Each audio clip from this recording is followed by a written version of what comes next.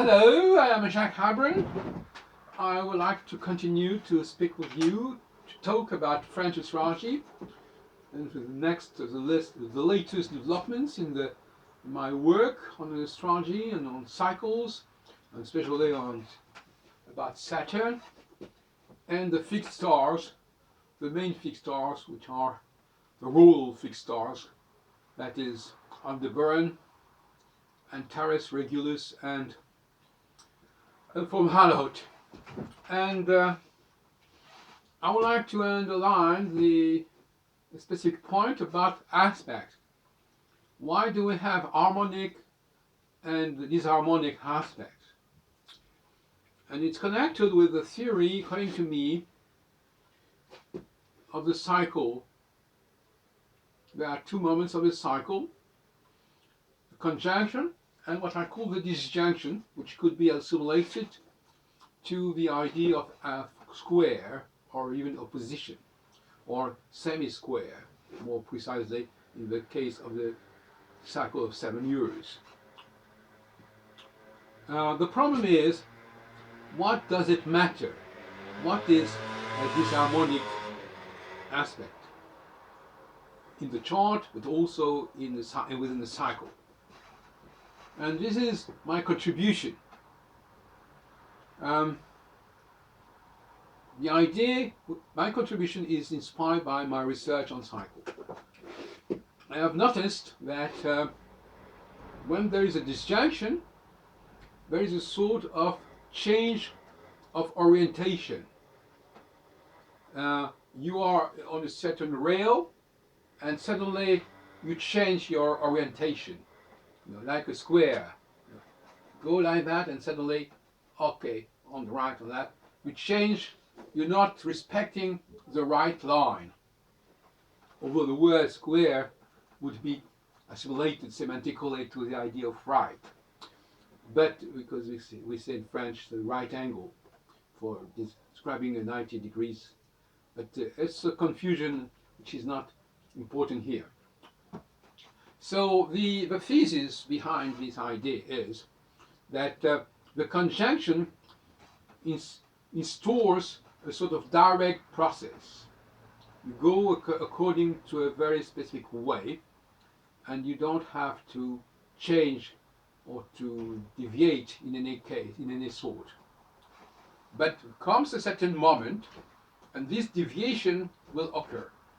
And this deviation can be foreseen, can be predicted. And this is one of the main interests of astrology, to predict new changes of direction. The right direction is not any longer followed, and it is replaced by a sort of, it's not really a U-turn, but it's a 90 degrees turn. A 90 degrees turn is precisely what is the definition of a square. So within the chart, you will be able to say that people who have a lot of squares or aspects assimilated to squares like semi-square or sesqui square or even a position are people who tend to change their mind, and at certain moments of their life, of their career, they will take a sort of side line. I mean, they will change the normal and expected line, and they will seize an opportunity of change. They will try to change by, I don't know what. It could be they will travel. They will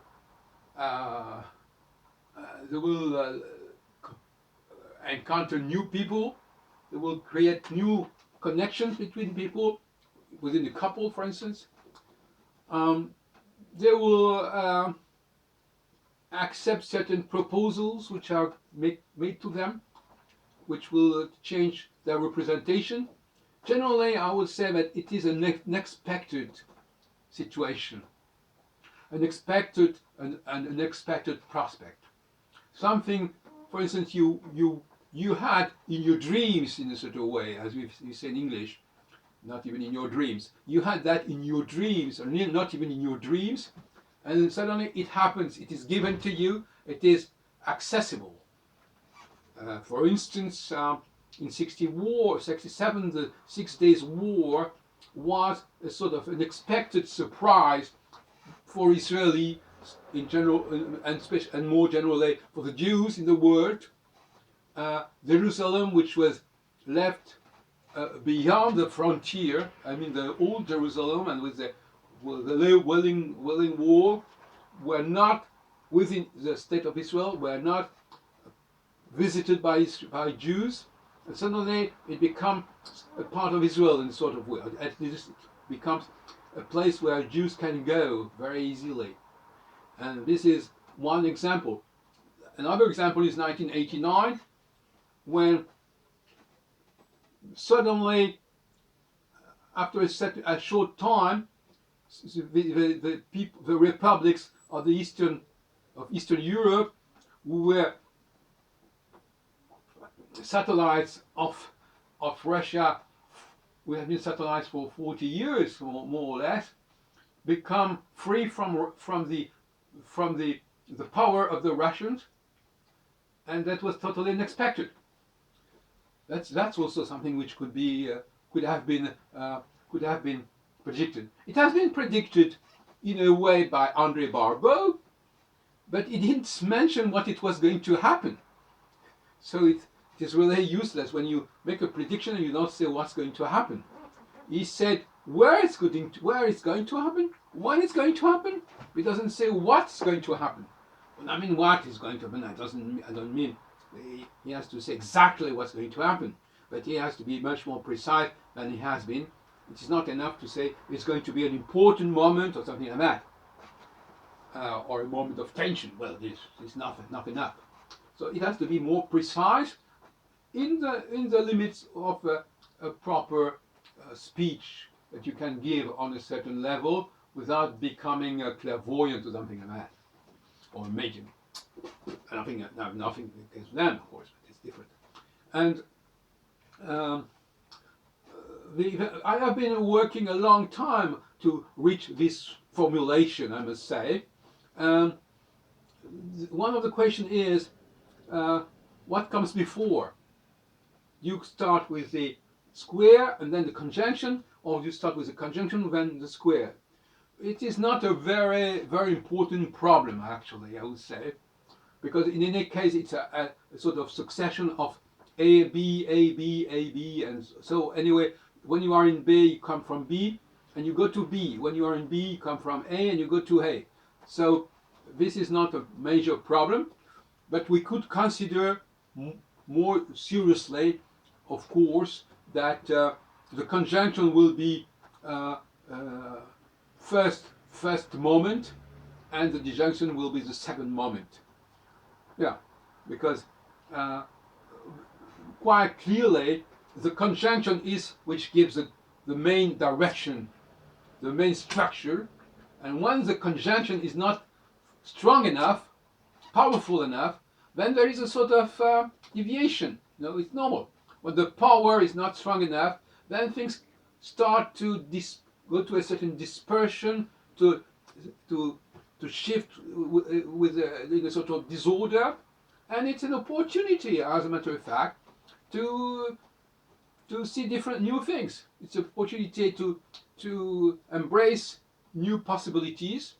So, well, it could be interesting in a way. But after a certain moment, you have to return to the conjunction. The Saturn will return to its conjunction with one of the four royal stars, and etc., etc., and goes on and on. And this is, I would say, the definition, semiotically, it is the real description of what is astrology, according to me, and that is what I want to put under the name of astrology from now on.